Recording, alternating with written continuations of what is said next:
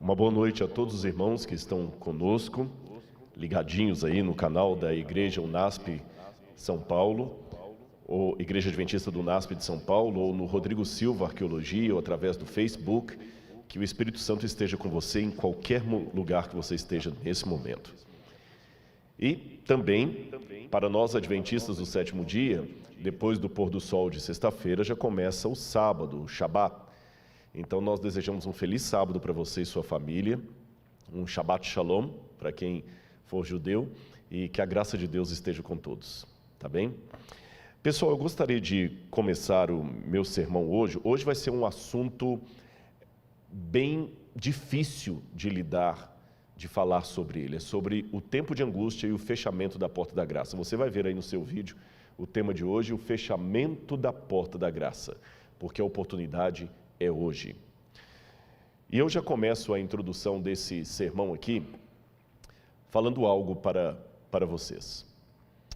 Eu recebi muitas mensagens de amigos, de colegas, acho que já pode tirar já o tema e voltar para mim aqui, de muitos amigos dizendo, preocupados, olha, você ontem no sermão foi bem duro.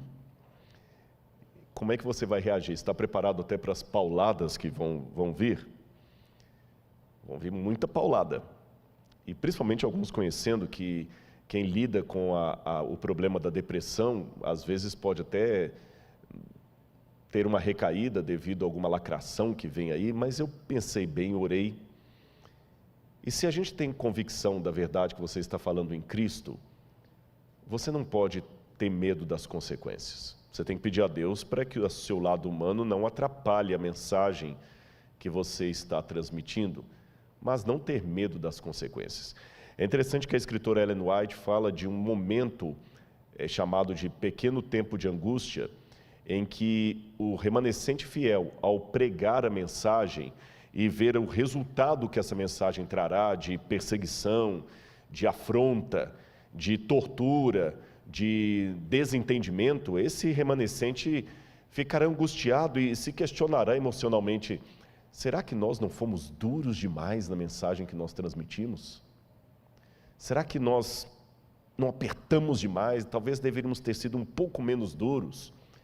Ora, se esse remanescente vai ter este sentimento na hora que a mensagem for dada e a reação vier contra eles, por que eu tenho que temer algo que pode acontecer hoje, que, em outras palavras, pode ser um treinamento para o que está por vir?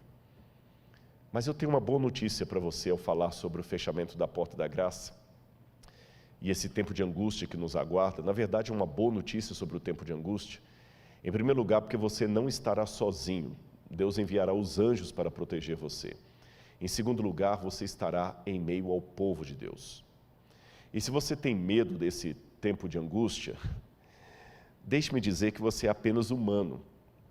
Eu confesso que, não em contradição, mas admitindo o meu lado humano, perante o que eu acabei de falar aqui agora, nesse exato momento, eu várias vezes já perguntei a Deus: Senhor, será que eu estou pronto para a última crise que aguarda o teu povo? Será que eu estou preparado para a reação à mensagem que o Senhor quer que eu pregue? Será que eu estou preparado para enfrentar a perseguição do anticristo? Eu não tenho vergonha de dizer para vocês isso aqui, sabe por quê? Um pouco antes de eu subir para pregar, uma irmã veio falar comigo assim: olha, eu quero agradecer pelos vídeos que você tem publicado semanalmente lá no Rodrigo Silva Arqueologia. Eu acompanho todos, você filma com a sua biblioteca no fundo ali, e eu quero destacar uma coisa: você fala ali tão de ser humano para ser humano, e às vezes o que nós ovelhas precisamos é que os pregadores desçam um pouco do púlpito e se pareçam conosco. Eu louvei a Deus pelo testemunho dessa irmã. Sabe por quê? Numa das noites eu preguei sobre o que Deus fez quando estava no alto do Sinai. Ele desceu do Sinai e falou com Moisés: Moisés, faça um tabernáculo para que eu possa comer, viver e morar no meio do povo. Deus desceu do Sinai da glória dele. E esse ato de descer do Sinai foi mais emblemático ainda quando esse Deus se fez carne e habitou no meio de nós, sentindo as nossas dores, os nossos medos, as nossas frustrações. Imagina o que é passar a noite inteira orando a Deus para que o Espírito Santo o guie na escolha dos 12 apóstolos e entre eles aparecer um Judas Iscariotes. Eu sei que teologicamente tem uma questão se Jesus realmente chamou Judas ou apenas o aceitou. O fato é que Judas estava ali e numa das vezes Jesus falou: não vos chamei em número de 12. Sabe você quando ora tanto a Deus pedindo um sinal, se você deveria fazer aquela faculdade, ir por aquele emprego, e Deus parece responder tudo positivamente e na hora H dá errado? Jesus passou a noite toda em comunhão com o Pai, e algo na escolha dele, humanamente falando, saiu errado, veio Judas. Já parou para pensar nisso? Ele sofreu as nossas dores. Tem um livro muito fantástico que eu sugiro você que leia, Por que Tenho Medo de Dizer Quem Eu Sou? Se eu não me engano, eu tenho que conferir, acho que é de Erich Fromm esse livro, eu não estou com certeza absoluta se é de Erich Fromm, mas o título é esse. Já li há muitos anos esse livro, Por que Tenho Medo de Dizer Quem Eu Sou? A essência do livro é que todos nós nos sentimos tão pequenos, e esse livro até explica o porquê da arrogância de alguns. A arrogância dele, na verdade, é apenas uma forma de mascarar o quão pequenininho ele se sente. Ele se sente tão pequeno que a maneira que ele tem de esconder a pequenez dele é sendo arrogante, ou apontando o erro do outro, porque assim o dele fica escondido. Então nós nos escondemos atrás de capas, photoshops, agora das fotos de internet, das coisas todas, porque eu tenho medo de dizer quem eu sou. Porque se você souber quem eu sou, você não vai gostar de mim, porque nem eu mesmo gosto de mim. Então eu me escondo atrás de maquiagem sobre maquiagem. E eu admito para os irmãos, como é difícil para você que é conhecido, que tem um programa na TV, não se permitir ser confundido com o personagem. E às vezes se esconder atrás do currículo vitae, através do Lattes. Eu fiz uma menção, é verdade, ontem, que eu tenho 2 doutorados e que eu não precisaria da igreja para me sustentar, mas não foi numa situação de arrogância, foi numa situação de responder àqueles que podem achar que a minha mensagem é apenas para ficar bem com a liderança da igreja, que eu estou vendido à organização. Foi nesse sentido que eu dei aquele exemplo. Mas tirando isso, eu sei que talvez o que vai mais me aproximar de você não é o currículo Lattes, não é o título. É você saber que o pregador tem a coragem de admitir, perante milhares que estão agora ligados conosco, que eu ainda luto com a depressão. Eu não tenho vergonha de dizer isso. Eu não vou ser arrogante ao ponto de dizer que as lacrações que virão sobre um vídeo que eu coloco ou um post no Instagram que não me afetam. Lacradores, parabéns, vocês conseguem o objetivo, porque me afetam. Dói. E confesso perante todos uma grande dificuldade que eu tenho. Eu luto todos os dias com isso. De às vezes anular 1000 incentivos por causa de uma lacração. É o meu defeito. Eu fico com raiva de mim por causa disso. É o meu espinho na carne. Mas eu peço força a Deus. E é esse Rodrigo que admite para você os seus problemas emocionais, que quando estuda a escatologia, que é a doutrina dos últimos tempos, e sabe o que vai acontecer com o povo de Deus e com essa terra, no chamado tempo da angústia de Jacó, eu confesso que tenho medo. E eu vou mostrar a você nessa noite por que eu tenho medo. Eu vou mostrar textos que talvez vão arrepiar você. Mas mesmo com medo, eu tenho uma palavra de conforto para dar para você e de esperança. E a minha mão trêmula para se unir à sua, só para te dizer, você está com medo? O pregador também está. Mas se Jesus falou para ficarmos firmes nele, que ele vai cumprir a promessa, vamos ficar firmes com ele. Eu não estou aqui para apresentar para você a imagem de um super-herói. Eu estou aqui para apresentar a imagem de um pecador frágil como você, que quer ir para o céu. e que precisa dos irmãos. Eu preciso dos meus irmãos. É essa a essência. É por isso que eu defendo tanto essa igreja. Não é por questão de CNPJ, de comodismo, de politicamente correto. É porque são os meus irmãos. Ai de mim se não fossem os meus irmãos. Eu vou contar uma coisa para você. Eu pedi uma lista que não chegou até mim. Ao vivo é assim que se faz.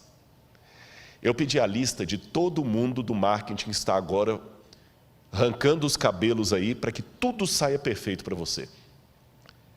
Não tem aqui nenhum profissional de televisão pago.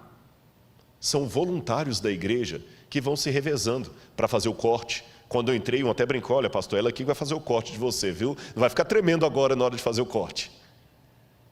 Os que cantam, ainda que tenham uma voz bonita, trabalhada, não são cantores profissionais no sentido que estão cobrando cachê para estar aqui.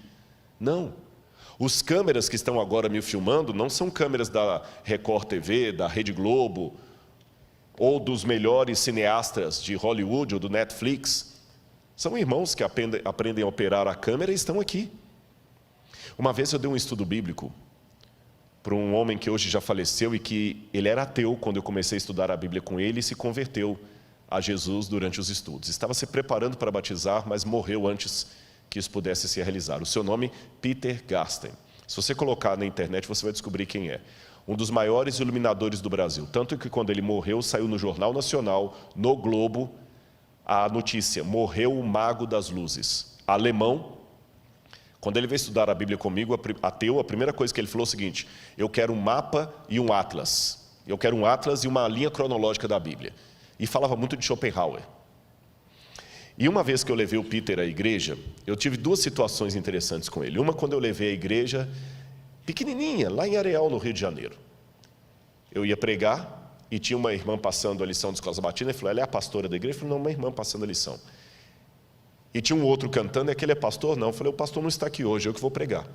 Ele falou: mas todo mundo participando sem nenhum pastor? Eu falei: exatamente, na igreja adventista é assim, todo mundo participa. O púlpito é ocupado pela mulher, pelo juvenil, pelo homem, pelo adulto, pela criança, pelo idoso, pelo leigo. É lógico que numa igreja grande como esta aqui, é mais difícil ter oportunidade de púlpitos, mas numa igreja local, quem se lembra durante a semana eu expliquei o que é distrital para os adventistas, o pastor cuida às vezes de 10, 15 igrejas, 12 igrejas, ele não é onipresente. Então quem cuida da igreja na ausência dele é um ancião, é um líder, tem escala de pregação.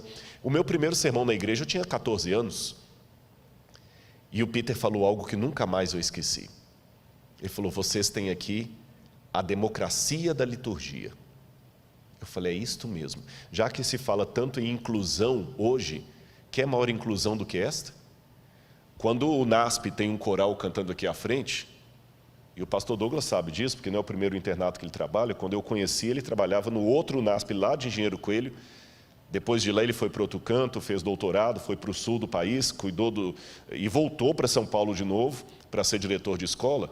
Quando você tem um coral bonito cantando aqui à frente, naquele coral tem o filho de um mega empresário riquíssimo e a filha de uma lavadeira, todo mundo cantando juntinho ali do mesmo jeito. No desbravador, está lá o filho do empresário riquíssimo e o filho da lavadeira e o filho da pessoa que está até desempregado, todo mundo junto ali, todo mundo participa. Não estou querendo enfeitar a realidade para você. Na igreja também tem problemas. E se eu estou falando para alguém que fala que não quer vir para a igreja porque tem muita gente com defeitos aqui, venha, tem espaço para mais 2, 3, 4.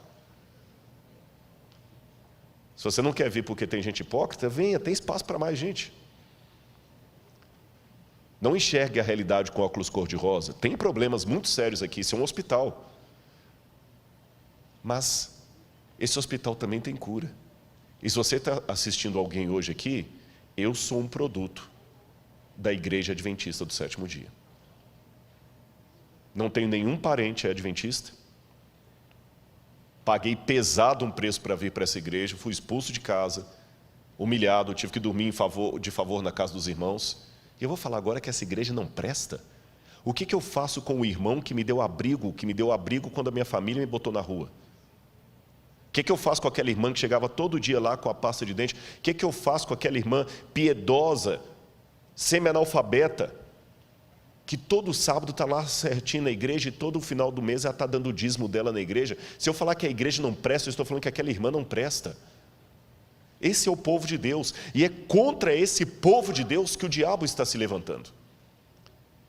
E uma grave crise aguarda o povo de Deus.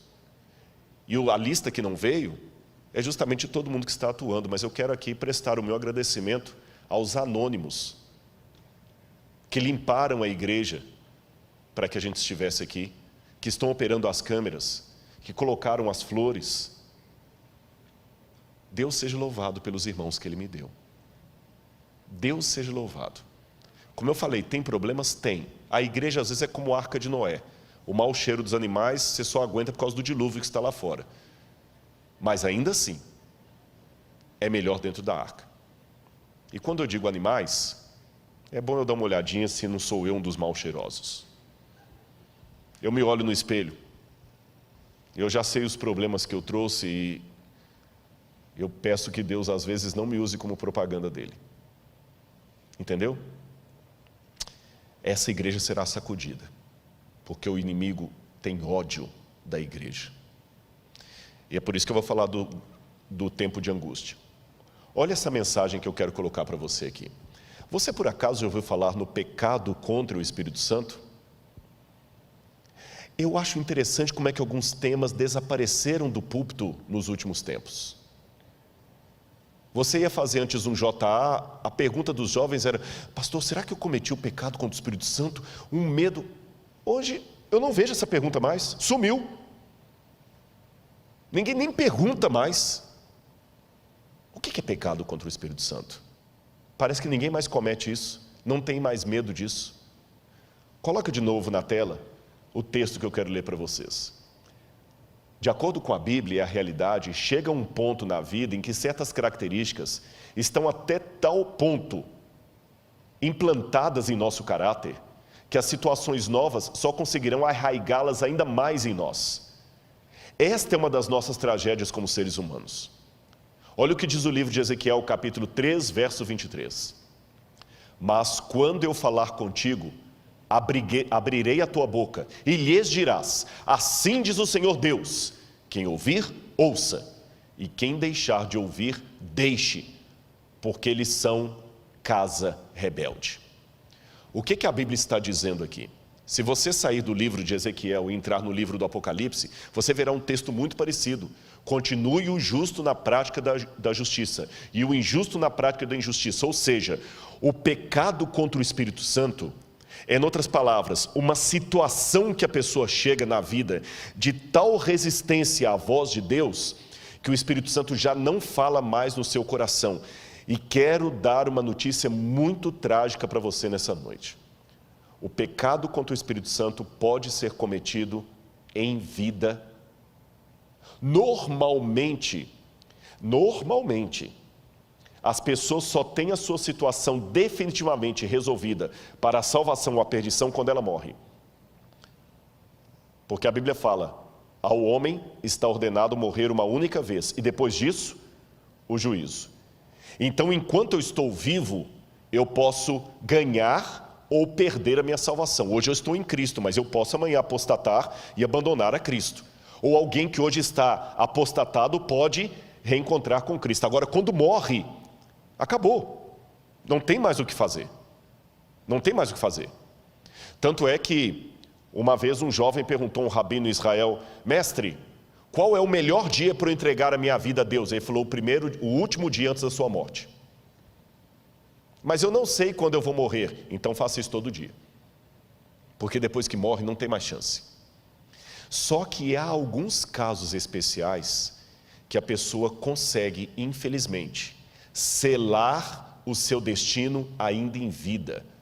Sabe que os especialistas em saúde mental falam de alguns psicopatas como sendo pessoas que perderam completamente o senso de moralidade, de arrependimento. Ele já não tem mais arrependimento, ele não tem mais crise de consciência, ele não tem nem remorso.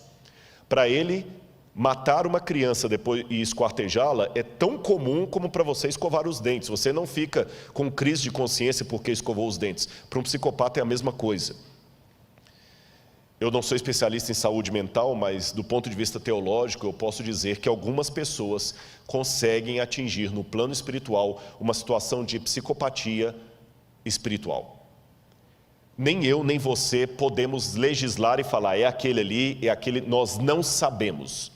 Mas infelizmente há algumas pessoas que o Espírito Santo já não atua mais nelas em vida. Judas Iscariotes é um exemplo desse.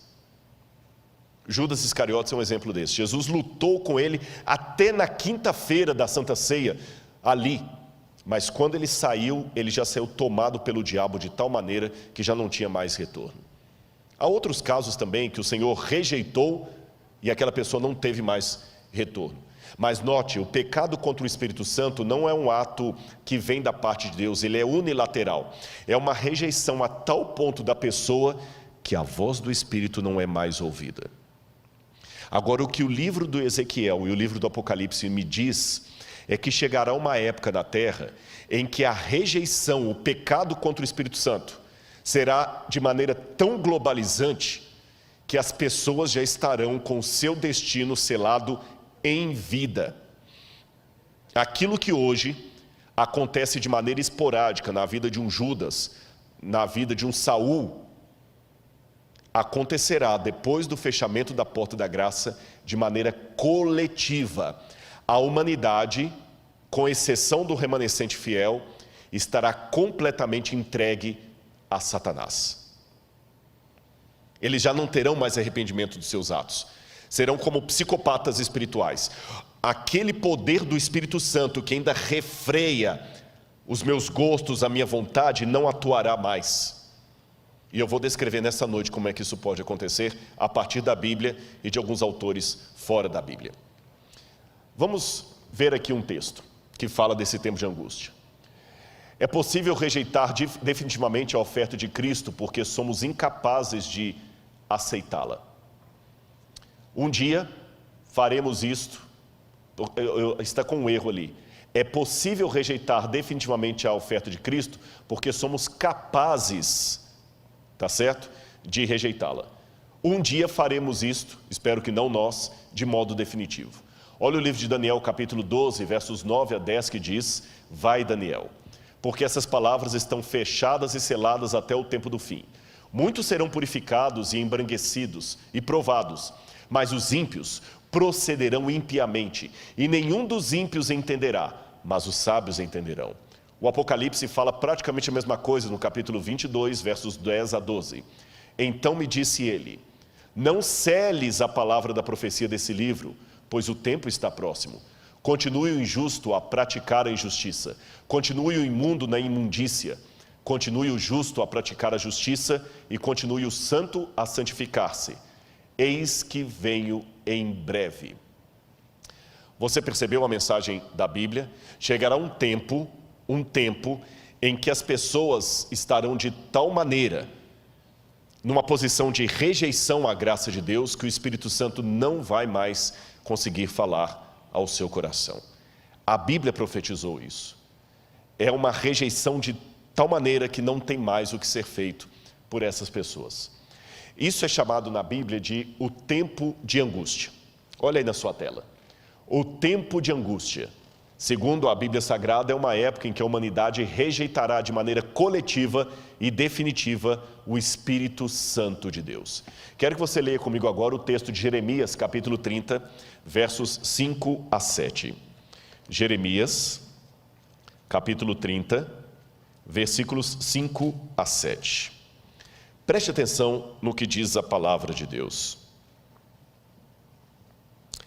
Assim diz o Senhor: ouvimos uma voz de terror, um grito de medo e não de paz. Perguntem e vejam se um homem pode dar à luz a uma criança. Por que então vejo esses homens todos com as mãos na cintura, como se fossem uma mulher que está dando à luz? Por que se tornaram pálidos todos os rostos? Ah, que grande é aquele dia! E não há outro semelhante. É o tempo de angústia para Jacó, mas ele será salvo dela. É interessante que essa imagem, primeiro no hebraico aqui é um pouco dúbio, quando fala assim: Assim diz o Senhor, ouvimos um grito de terror, dá a entender o Senhor falando, ou ele o profeta, ou o profeta e outros. Pessoas gritando, homens pelas ruas, como se fossem mulheres parindo, num parto bem complicado. É interessante que essa imagem de uma mulher dando à luz a criança sempre é emblemática para falar do fim dos tempos. A mulher de Apocalipse 12, ela está gritando com dores de parto para dar à luz. Quando Jesus fala, quando vides acontecer essas coisas, são o princípio das dores, das contrações, dores de parto. E o profeta diz, é o tempo de angústia de Jacó, mas ele será livre dela. Então note que é uma angústia que abala todo mundo, abala as pessoas que estão contra Deus e abala também aqueles que estão do lado de Deus. É uma angústia para os dois lados. A única diferença é que os ímpios não serão salvos da sua angústia, mas os remanescentes, fiéis, o resto da descendência da mulher, estes serão livrados dela. Vamos voltar para a tela para continuar a nossa leitura. A primeira coisa que nós temos que perguntar é: que tipo de religião nós temos com Deus? De submissão ou de luta? Se há luta, como Deus luta? Um Deus que luta e prepara para a guerra, como é isso? Eu quero explicar para você como é que funciona tudo isso aí. Se você pegar assim ao pé da letra, o que significa a palavra Islã, por exemplo? Islã, em árabe, significa submissão a Alá, submissão a Deus. Um significado de nome bonito. Quando a pessoa fala, eu sou um islâmico, eu sou um muçulmano, ele está dizendo, eu me submeto a Alá, eu me submeto ao meu Deus. Agora vamos pegar a raiz do cristianismo. Nós somos descendentes espirituais do judaísmo, que por sua vez vem de Israel. E o que significa Israel? Israel é uma composição de 3 palavras hebraicas, Ish, que é homem, Ra, que é luta, briga, El, que é Deus. Israel, o homem que briga com Deus. Olha, se falar por beleza, sonoridade do significado, é muito mais bonito dizer que você pertence ao Islã do que a Israel. Troque a palavra pelo significado. Qual a sua religião? Eu sou da religião dos que se submetem a Deus. E você? Eu sou da religião dos que brigam com Deus e prevalecem. Parece que Islã é mais bonito. Por que a Bíblia revela não o Deus apenas que submete, subjuga, mas o Deus que luta? É simples, por várias razões. Em primeiro lugar, Deus nos quer de maneira voluntária e não de maneira forçada. Por isso que Ele luta conosco, porque sabe que nós resistimos. E às vezes para o nosso bem Ele tem que nos segurar. Você já viu uma situação de uma criança tendo que tomar uma injeção dolorida, bezetacil, e como o pai tem que segurá-la? E quando o pai segura aquela criança, o que acontece? Ela se debate com o pai. Mas por amá-la, o que ele faz? Ele luta com ela, ele segura, por amor. Quando uma criança, às vezes o avião está para aterrissar e ela não quer ficar na cadeira quieta, quantas vezes a mãe tem que segurar a criança aqui, porque está com turbulência, para o bem dela, ela resiste. Quem não é pai, quem é insensível, fala assim, gente, tá com um sonífero nessa criança aí que ela dorme o voo todo e o pai ainda tem sossego. Mas o pai que ama, prefere uma noite de insônia, mas ele luta ali com o filho. Quem é pai de primeira viagem já não teve a situação de passar uma madrugada toda lá e a criança não quer dormir.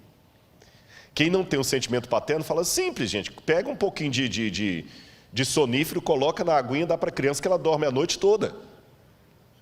Mas quem ama não tem coragem de fazer uma coisa dessa. Ele prefere lutar. Quem não ama quer dar o sonífero para ficar livre da criança e ter uma noite de sono. Quem ama, luta. E ele luta com a criança ali que não quer dormir.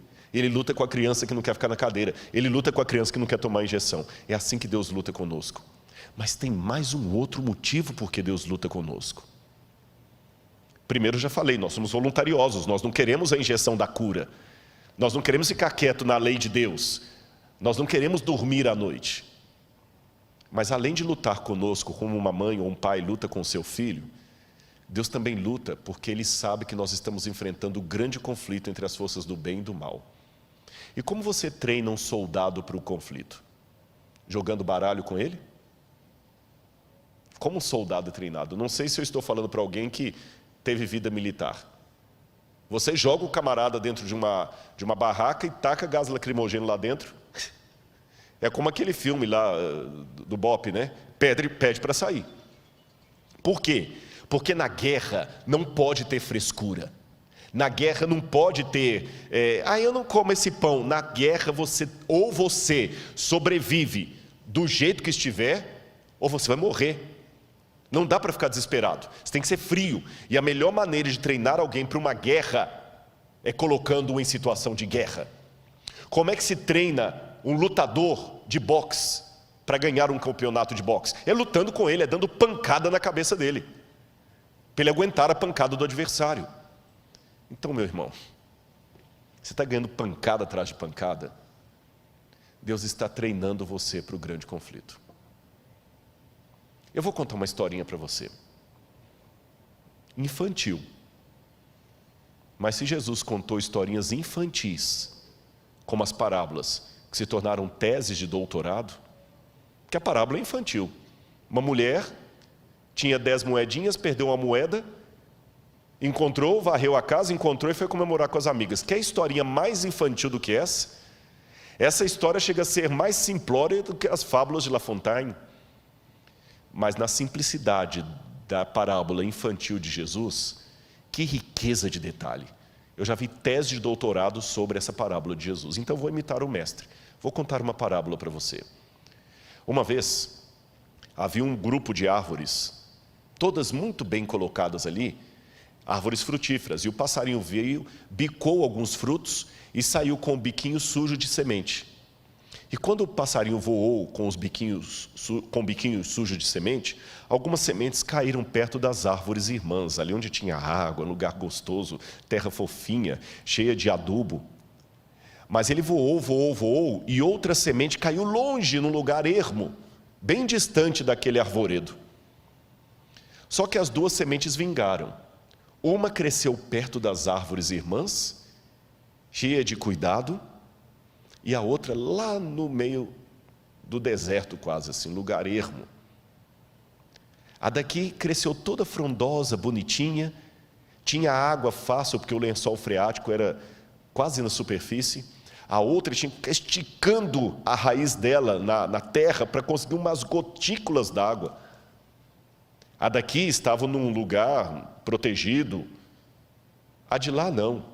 Quando ela começou a crescer, passou um tropel de cavalos ali de uma caravana e a quebrou. Quase ela morreu. Ela teve que crescer toda torta, toda cheia de cicatrizes. E a outra aqui toda protegida. Passou um tempo e veio um lenhador. E por ironia da vida, cortou todas as árvores daquele arvoredo, menos a caçula. Deixou. E agora, à distância, sem o arvoredo impedindo a visão, uma árvore daqui ficava olhando a irmã do outro lado. Uma cheia de cicatrizes e machucados, e a outra frondosa e bonita. Armou-se uma tempestade. Vento soprou, raios, trovões, chuva ácida. Para a árvore que estava acostumada com tantas pancadas, foi mais uma brisa. A outra foi derrubada na primeira ventania. Deus conhece a vida melhor do que eu e você. Se Ele está deixando você apanhar e ter cicatrizes, Ele está preparando você para algo melhor. Eu vou confessar para você. Eu não sou masoquista, não gosto de sofrimento. Não entenda que você está diante de um masoquista. Mas eu confesso perante a igreja que eu já dei graças a Deus por algumas dores que eu passei, inclusive essa da depressão. me tornou mais compreensível para lidar com algumas pessoas.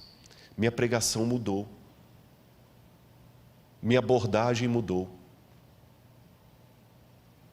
Então, e eu fiquei mais resiliente para algumas coisas. Se o pai está dando pancada em você, ele está treinando você para a luta.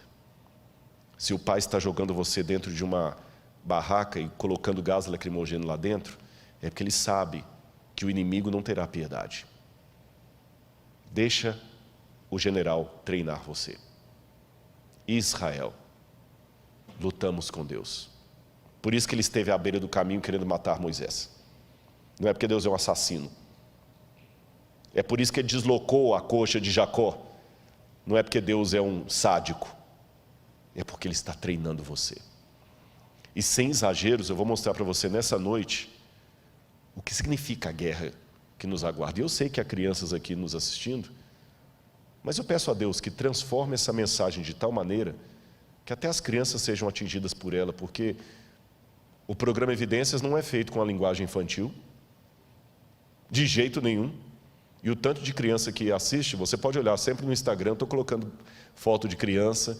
Então, se Deus pode transformar o Evidências para atingir crianças, Deus vai usar essa mensagem para atingi-los, mesmo porque, se eu entendo bem da profecia, no fim dos tempos, quando a liberdade for tirada, são as crianças que serão usadas para pregar no nosso lugar. Então vamos lá. Olha a perseguição vindoura. Apocalipse capítulo 13, versos 6 a 7, 15 a 17, fala do que o anticristo vai fazer. Foi-lhe dado poder para guerrear contra os santos e vencê-los. Foi-lhe dada autoridade sobre toda tribo, povo, língua e nação. Todos os habitantes da terra adorarão a besta. Aquele que tem ouvidos, ouça. Se alguém há de ir para o cativeiro irá. Se alguém há de ser morto à espada haverá de ser morto.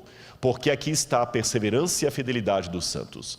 Foi-lhe dado poder para que fossem mortos todos os que recusassem adorar a imagem, como obrigou a todos, pequenos e grandes, ricos e pobres, livres e escravos, a receberem certa marca na mão direita ou sobre a testa, para que ninguém pudesse comprar nem vender, senão aquele que tivesse a marca, que é ou o nome da besta, que é, ou o número do seu nome. Apocalipse 13. Deixe-me dizer uma coisa para você aqui. Eu não vou, até pelo horário, eu não vou poder explicar todos os detalhes para você. Algumas coisas eu tenho falado em doses homeopáticas, seja nos vídeos que eu apresento na internet, seja no programa Evidências que eu já anunciei para vocês, que vai ser sobre o Apocalipse, mas aqui eu vou falar apenas algumas coisinhas para colocar você para pensar. As pessoas quando me perguntam, Rodrigo, será que nós estamos vivendo os últimos tempos, etc., eu digo assim, uma coisa que os adventistas aprenderam é não marcar mais data para a volta de Jesus. Por outro lado, há coisas acontecendo tão sérias que eu digo que o mundo é como alguém cardíaco. Quando você tem um cardíaco na família e ele tem uma dor forte no lado esquerdo do peito, pode ser uma dor muscular, até gases podem provocar a dor no lado esquerdo do peito.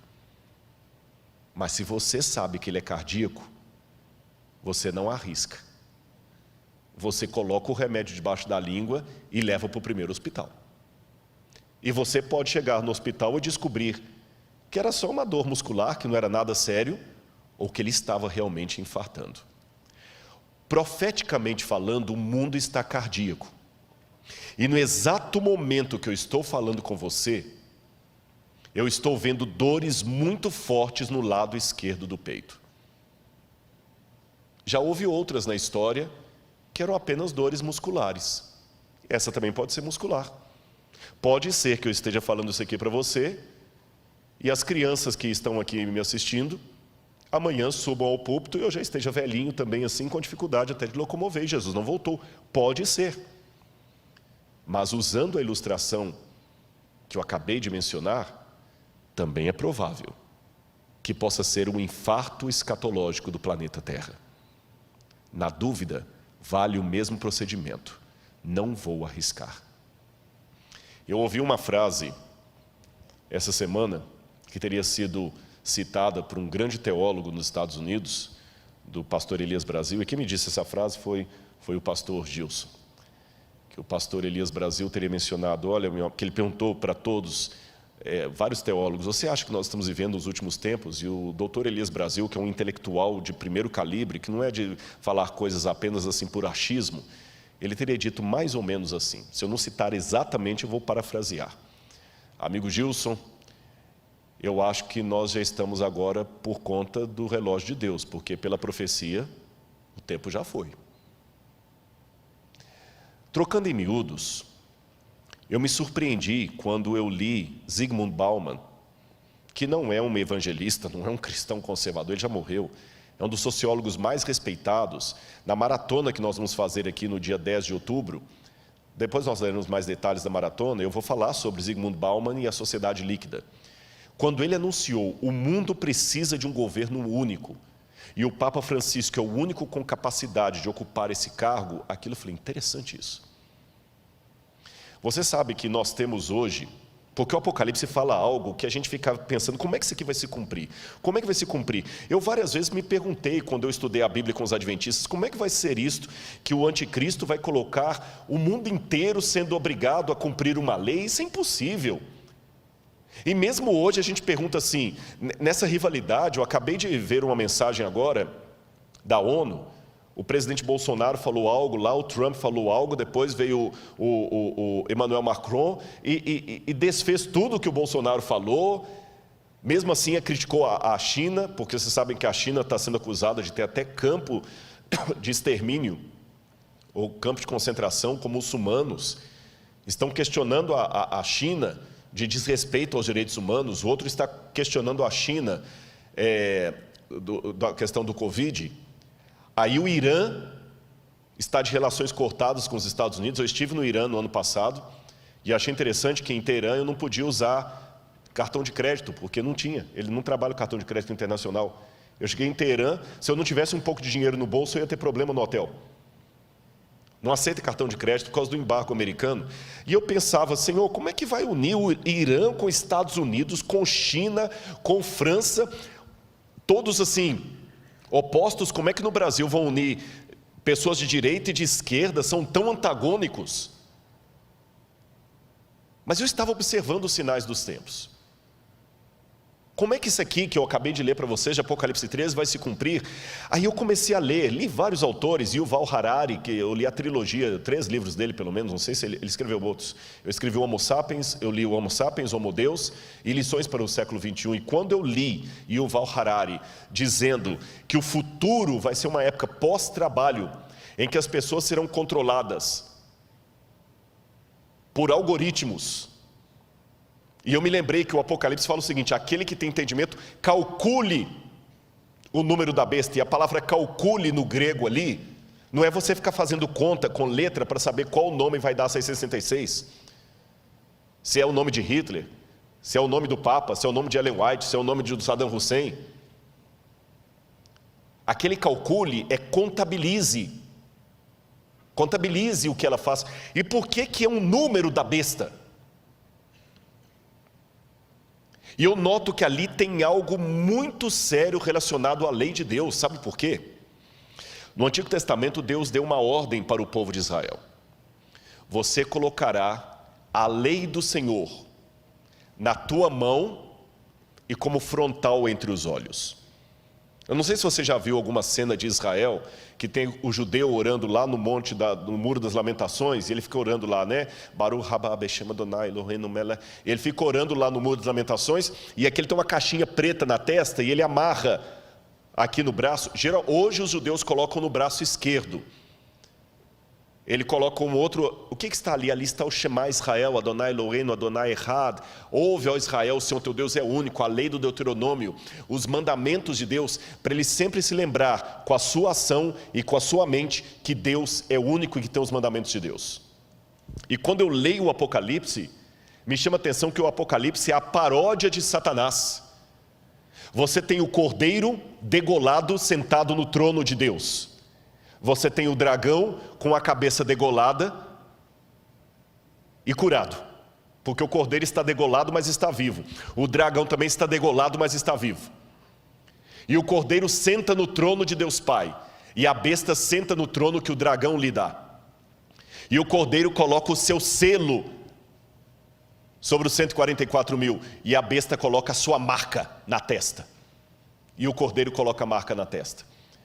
E a paródia da besta é justamente o quê? O contrário do tefilim dos judeus. Se era a lei de Deus que tinha que estar no frontal e na mão, e ali a besta coloca um sinal na frente e na mão, eu não preciso entender isso como literal, como sendo um chip que vai estar aqui debaixo da pele. Eu preciso entender como diz o Apocalipse. É uma analogia do oposto da lei de Deus, ou seja, vai ser colocada uma lei que vai me impedir socialmente de guardar os mandamentos de Deus. Por isso que em Apocalipse 12 fala, aqui está a perseverança dos santos, os que guardam os mandamentos de Deus e têm a fé em Jesus. E quando esse dia chegar, o mundo inteiro vai se unir.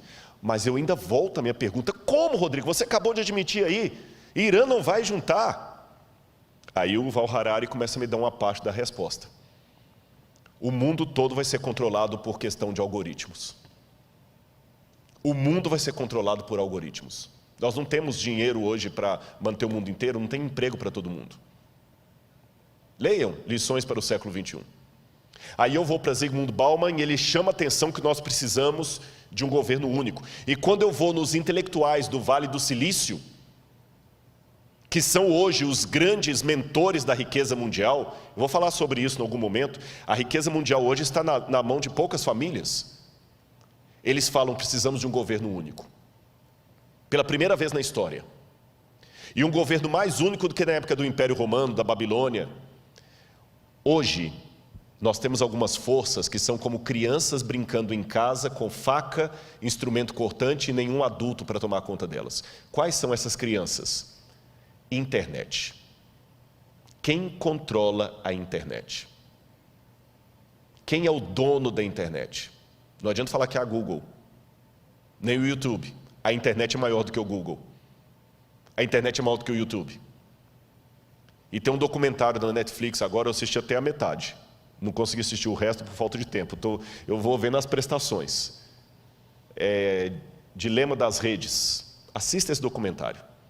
Como é que eles estão controlando hoje a sua vontade, a vontade pelo algoritmo. Mas a internet ainda é maior do que isso. Quem controla a internet? Eu posso na internet hoje colocar de uma piada sem graça a... Basta ser um hacker. Eu posso derrubar a bolsa de valores na internet. Tem muita gente que tem medo do terrorismo virtual. Quem controla a internet? Não adianta. Eu até estava conversando com o pessoal da mídia, que eles falam de alguns que entram para derrubar canais. Eu falei, mas por que não entra na justiça? Ele falou, não adianta, porque cada canal está num país diferente, qual legislação que vai seguir? Não existe uma legislação mundial para controlar a internet. E ela é muito perigosa para não ficar na mão de ninguém. Segundo, quem controla bolsas de valores? Quem controla? Hoje é tudo na base da especulação. Teve o problema na China, o Brasil agora está com 800 bilhões de déficit por causa da China. Quem controla a bolsa de valores? Está tudo ligado. Se cair a bolsa de valores de Hong Kong, você nunca foi a Hong Kong e você pode perder o seu emprego aqui por causa disso. A montadora vai fechar porque caiu uma bolsa de valores onde você nem existia. Bolsa de valores é especulação. E quem controla uma criança tão perigosa como essa? Terceiro, tráfico de drogas e de armas. Lavagem de dinheiro. Qual a legislação internacional? Aí o camarada, como aquele italiano que estava no Brasil, que agora foi extraditado, vai para um outro país e fica lá exilado. Quem controla? Quarto, crise ecológica. Essa briga, se a Amazônia do Brasil nacionalizar a Amazônia do mundo. O Emmanuel Macron falou que a Amazônia é do mundo.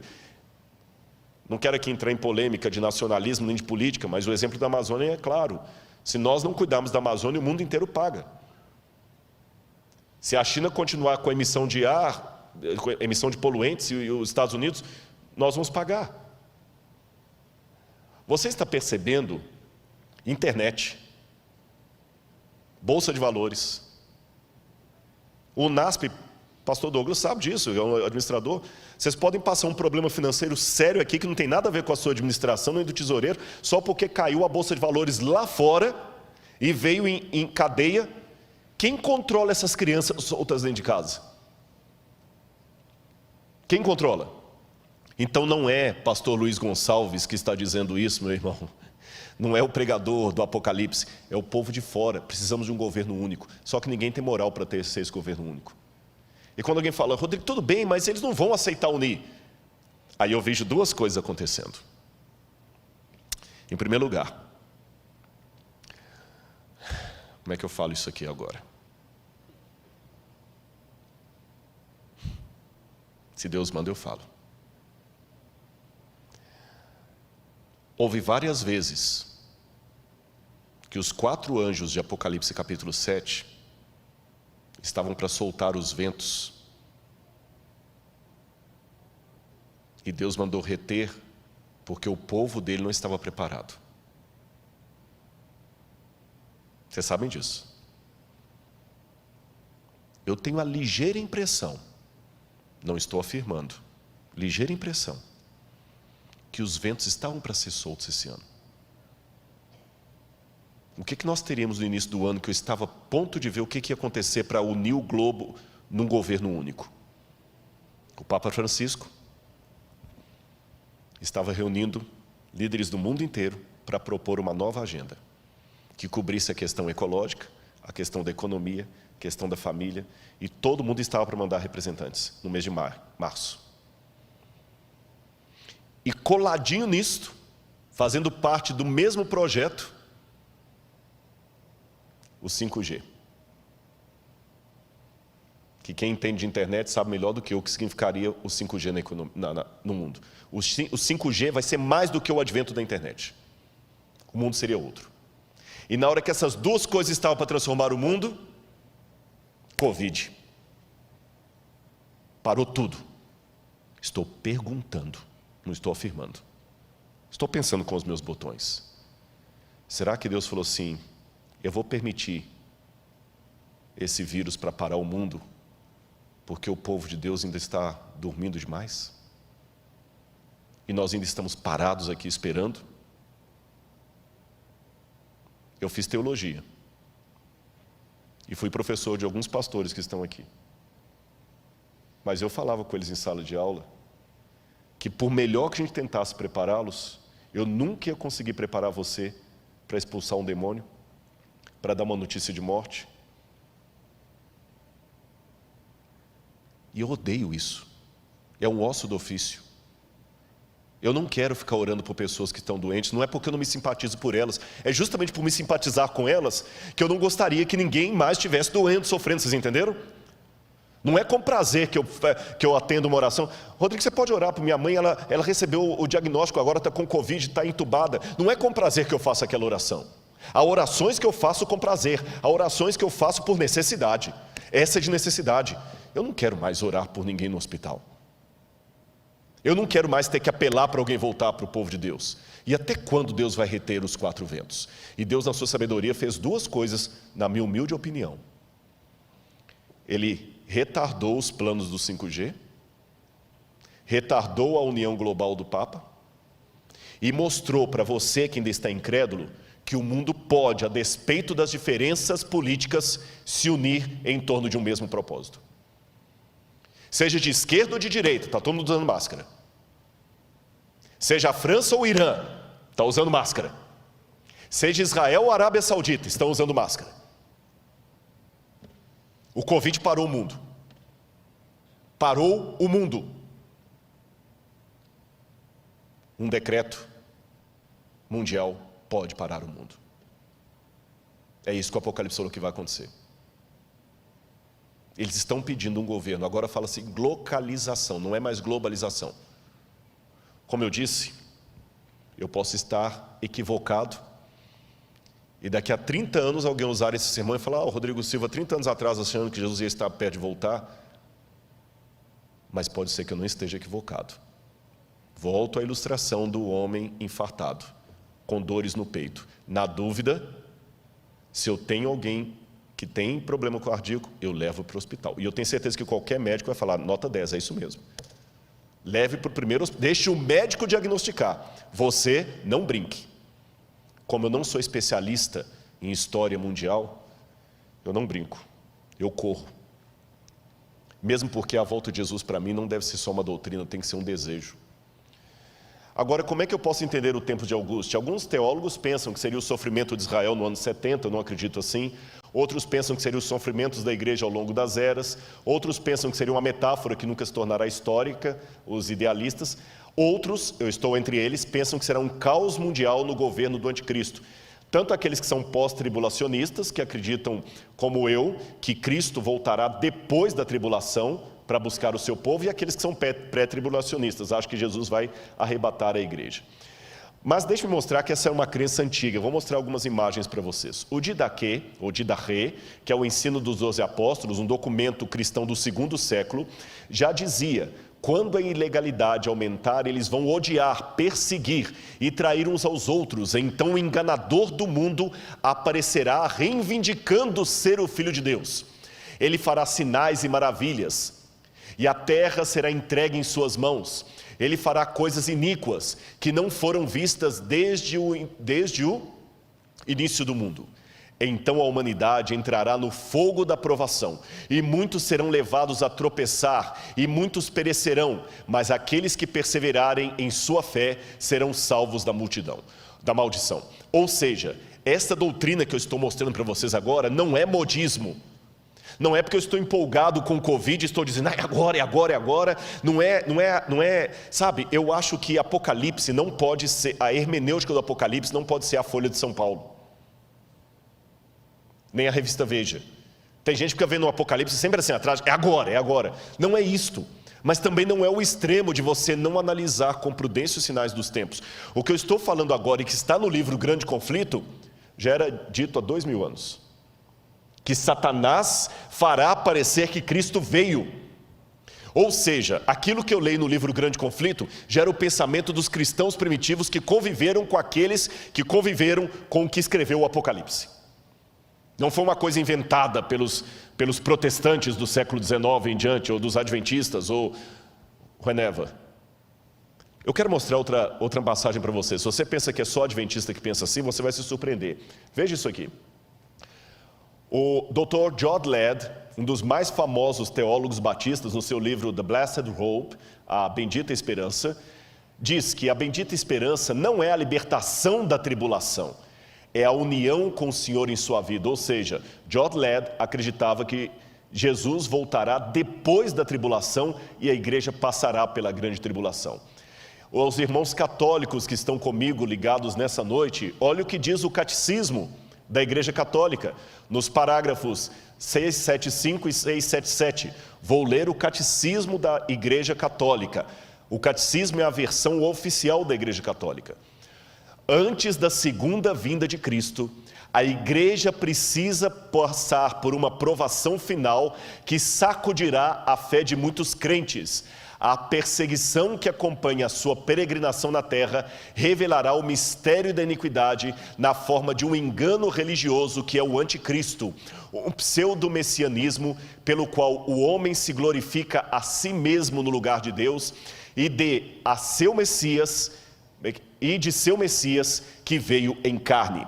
Noutras palavras, o catecismo também me ensina que haverá um tempo de angústia, um anticristo que vai enganar ao mundo e perseguir a igreja. Está no catecismo. E os evangélicos? Vamos ver mais uma citação. Billy Graham. Eu ouvi o som distante de cascos e vi os cavaleiros do mal no horizonte de nossas vidas. Há sérios problemas à frente para o nosso mundo, para todos nós que vivemos nele. Será uma época de conflagrações nucleares, holocaustos biológicos e apocalipses químicos rolando sobre a terra, levando o homem à beira do precipício. A história vai fundo na batalha do Armagedon. Já vemos sua sombra rastejando sobre a terra. Você percebeu? Aqui não é uma doutrina adventista que eu estou apresentando. Ela é ecoada também pelos católicos. pelos evangélicos representados por John Ladd e por Billy Graham, que apesar de serem batistas, são respeitados em todas as igrejas, metodistas, presbiterianas. E para os adventistas do sétimo dia, eu vou citar um texto de Ellen White, uma das pioneiras dessa igreja, que está falando a mesma coisa que o catecismo. Ellen White está falando a mesma coisa do catecismo, a mesma coisa do Didache, a mesma coisa que diz Billy Graham. Veja o que diz Ellen White: não há o que exagerar. O tempo de angústia como nunca houve está prestes a manifestar-se sobre nós e necessitamos de uma experiência que agora não possuímos e que muitos são demasiado indolentes para obter. Dá-se muitas vezes o caso de supor maior angústia do que em realidade o é. Isto não se dá, porém, em relação à crise diante de nós.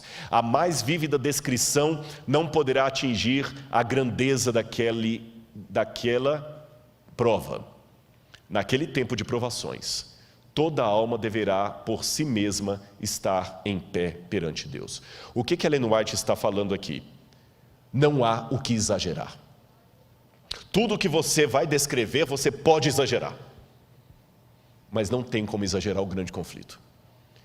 O tempo de angústia vai ser tão terrível que ela diz: por pior que eu pinte o quadro, será pior ainda. Entendeu por que eu admiti que eu tenho medo? Entendeu por que eu admiti que em alguns momentos eu falo: Senhor, eu não sei se eu vou aguentar? Eu estou sendo franco com os irmãos. Se Deus resolver que eu fique entre aqueles que terão o privilégio de ver Jesus voltando, Senhor, que Ele me proteja. Porque vai ser o pior tempo da história. E você entendeu por que nós não podemos brincar? Irmãos, eu quero passar mais rápido aqui, porque o meu tempo está acabando, mas esse assunto é tão importante, e ele não pode ser negligenciado, e eu tenho certeza, há uma promessa, que quando o livro do Apocalipse for aberto e estudado, haverá um revivamento no meio do povo de Deus. Por isso que eu me preocupo com algumas interpretações que estão tendo do Apocalipse por aí. Uma vez alguém falou: o que você acha das interpretações de fulano de tal? Eu falei: eu só vou colocar uma coisa. Luiz Gonçalves prega o Apocalipse e pessoas se batizam na igreja. Fulano de tal prega o Apocalipse e a igreja se divide. Onde é que eu estou vendo o fruto do Espírito? Eu não estou aqui querendo fazer jogo de comadre, mas chama a minha atenção que essa igreja aqui está batendo o recorde durante a pandemia de visualizações na internet. Eu desconheço outro pregador, outro púlpito que está com a média de 80, 100 mil visualizações toda semana. Não estou fazendo jogo de comadre, eu não preciso disso. Mas como eu sou franco para fazer a crítica, eu tenho que ser franco para fazer a defesa. Curioso que você tem pregado aqui, pastor Gilson, só temas de Apocalipse. Eu sei que o pastor Gilson tem o bom dom de pregar. Eu sei que ele é um homem dedicado a Deus e já foi pastor de grandes igrejas. Mas permita-me aqui, pastor, sem nenhuma invalidação, eu não acho que é a sua experiência pastoral que está dando esses números, nem o seu talento. É o Espírito Santo correspondendo à promessa que Deus fez. Prega Apocalipse. Eu falo muito de arqueologia, mas a arqueologia não deve ser o foco da minha mensagem. Tem que ser Cristo. E mesmo Cristo tem que explicar. A mensagem tem que ser cristocêntrica, mas ela tem que ser teológica. Porque não basta apenas pregar Jesus. Que Cristo eu estou colocando no meio? Que Cristo? E as 3 mensagens angélicas eu tenho que pregar. Temei a Deus e dá-lhe glória, pois é chegada a hora do seu juízo. Caiu a grande Babilônia. E se alguém adorar a besta e a sua imagem, vai receber a sua marca. Eu não tenho que ter medo desses temas, mesmo que venha retaliação por falar essas coisas. Porque junto com a retaliação virá o que Deus já está cumprindo no seu ministério aqui. Pessoas vão se reavivar. Deixa eu mostrar mais alguma coisa. E mesmo que eu passe um pouquinho do tempo hoje, mas eu quero contar com a sua paciência, porque esse assunto é importante. Seria isto, coloca no ar, por favor. Seria isto uma síndrome de vitimismo, falar de perseguição do povo? O vitimismo pode ser uma forma social de compensar a identidade de grupos religiosos inexpressivos. Ele está presente na linguagem que usam em sua cosmovisão. Então essa ideia que Deus vai perseguir a igreja, isso é vitimismo. Será? Olha, pode deixar algumas imagens aí para a gente ganhar tempo? O mundo também duvidou que Hitler faria o que fez. A Alemanha tinha os melhores filósofos, a Alemanha tinha os melhores intelectuais. Ninguém em sã consciência acreditaria que a Alemanha com Hitler mataria 6 milhões de judeus. A Alemanha de Heidegger, pode voltar para mim aqui, a Alemanha de Goethe, do Fausto, a Alemanha de Wagner. A Alemanha é um país tão intelectual que a gente, quando faz doutorado em teologia, eu não falo alemão, mas eu fui obrigado a fazer uma prova de alemão para o doutorado, e quando eu perguntei ao meu professor, por que eu tenho que fazer prova de alemão? Ele falou assim, porque há coisas no alemão. Eu falei, muitos livros já estão em inglês. Ele falou, mas tem coisas em alemão que não se traduzem. O alemão é uma língua tão filosófica que você explica, você não traduz o alemão. O país mais intelectual do mundo, a Grécia moderna para mim, é a Alemanha. E esse país tão intelectual, das grandes universidades, Stuttgart, do Aufklärung, que é o iluminismo alemão, das expressões técnicas de Freud, a Alemanha de Nietzsche, foi a Alemanha que matou 6 milhões de judeus. E mesmo que alguém fala, você está culpando o povo? Não, mas um povo que era tão inteligente não percebeu que o Führer era um maníaco. E muita gente duvidou. Eu sei que é complicado falar de eventos finais, porque algumas coisas beiram a teoria da conspiração, e eu odeio teoria da conspiração. E parece teoria da conspiração, mas também parecia teoria da conspiração que Hitler houvera de fazer o que fez. Vamos voltar para o quadro. A verdade que seres humanos têm dificuldade de aceitar é que existem Hitlers em potencial em cada esquina do mundo. E qual foi a receita da maldade de Adolf Hitler? Já li vários livros sobre o nazismo, sobre a Segunda Guerra Mundial, e eu elenquei em 7 pontos a receita da maldade. Basta ter uma crise, um povo sem rumo, a Alemanha saiu destroçada da Primeira Guerra Mundial, uma índole má coletiva, a tendência, um marketing, você tem Leni Riefenstahl, e você tem Joseph Goebbels, que foram os ministros da propaganda de Hitler. Você tem Albert Speer, que teve o plano, um discurso de mentiras e sedução e o interesse de Satanás. É exatamente o que nós temos hoje. Nós temos uma crise, nós temos um povo sem rumo, nós temos uma índole má coletiva, nós temos um marketing promovendo coisas anticristãs e o povo de Deus batendo palma para isso, não tendo coragem de denunciar, participando, seguindo, dando like, fazendo parecer que tudo é a mesma coisa, até dividindo espaço na mídia, consumindo essas coisas, e tudo bem, e o marketing está aí. Nós temos um plano, nós temos discursos de mentiras, e nós temos um interesse de Satanás.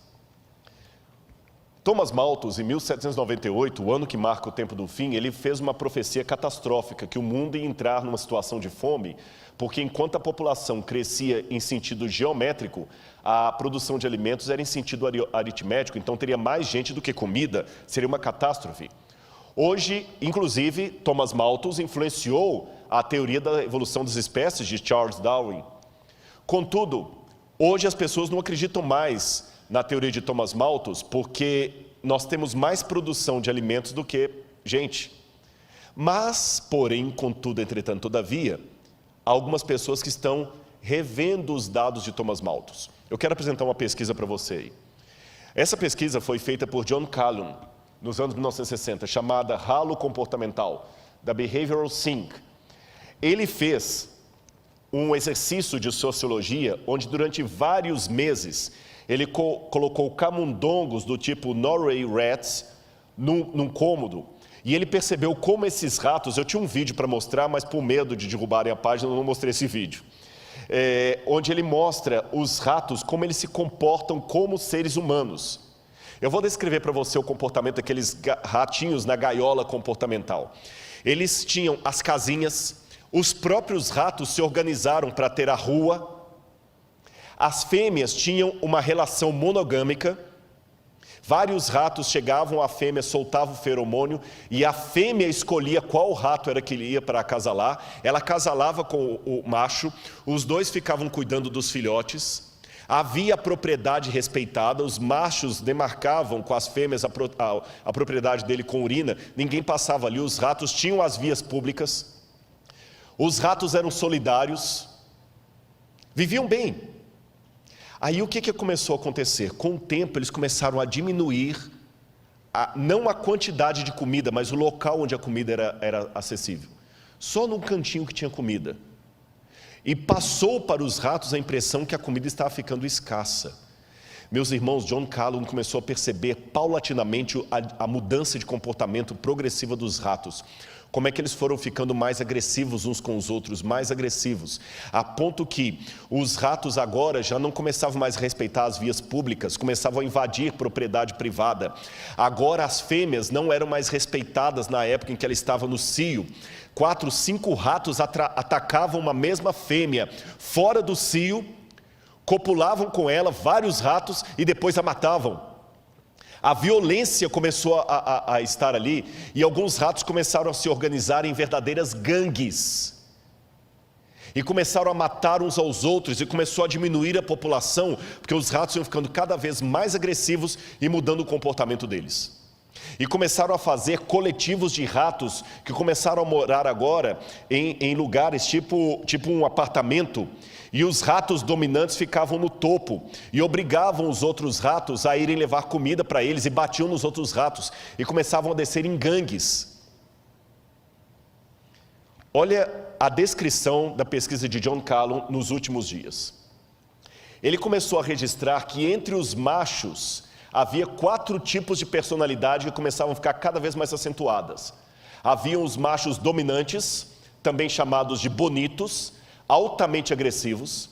Havia machos homossexuais, insinuavam-se a membros do mesmo sexo, ou fêmeas estéreis, que eram atacadas pelos dominantes. E antes que alguém ache que é homofobia o que eu estou falando, não é homofobia não, meu amigo, eu só estou repetindo o dado de uma pesquisa científica que foi apresentada. Não havia esse comportamento antes da crise. Agora começavam machos se insinuando sexualmente para machos. Tá certo? Não estou falando agora que o homossexual é uma distorção, que é uma doença, não estou falando nisso, eu estou apenas descrevendo o que aconteceu. Está ali nos dados, pega o artigo científico, eu coloquei até a foto do artigo científico, é só isso que eu estou falando. E não havia esse comportamento antes. E essa situação de machos se insinuarem para machos, começou a ficar cada vez mais comum. A situação de machos agredindo fêmeas, e até matando-a, começou a ficar mais comum. É isso que eu estou acentuando. Outro detalhe, vamos voltar para a tela. Havia os passivos que começavam a mover como zumbis entre a população, completamente apáticos. Havia os sondadores, hiperativos, hipersensuais, bissexuais e canibais. E as interações sociais dos ratos tornaram-se cada vez mais de curta duração.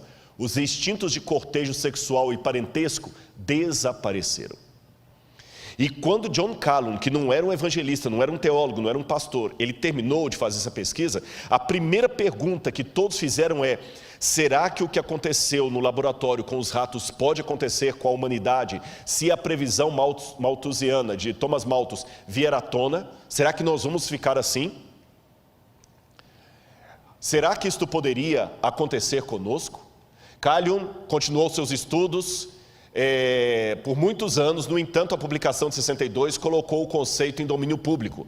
E assim ele tomou espaço na cultura popular como uma analogia do comportamento humano. Ele acabou se aposentando do Instituto Nacional de Saúde Mental em 1984, mas continuou a trabalhar em suas pesquisas até sua morte em 1995. E hoje nós vivemos o que é chamado de neo-malthusiano. Por quê? O mundo hoje está passando, pode colocar em mim aqui, uma situação muito análoga à daqueles ratos. Nós ainda temos quantidade de comida em grande escala, mas como na experiência, elas estão concentradas em poucos pontos do planeta. E o resultado, olha aí na sua tela. A cada 4 segundos, uma pessoa morre no mundo por fome. A cada 4 segundos, mais de 1 bilhão de pessoas, 18% da população mundial, não tem acesso à quantidade mínima de água para o consumo. Entre 100 pessoas, 1 estaria morrendo de fome, 15 estariam desnutridas e 21 com excesso de peso, segundo uma pesquisa feita por Fritz Erickson, da Ferris State University. Enquanto isso, no chamado mundo de Deus, novos estudos, observam que, apesar dos progressos das últimas décadas, cerca de 800 milhões de pessoas não têm simplesmente o que comer.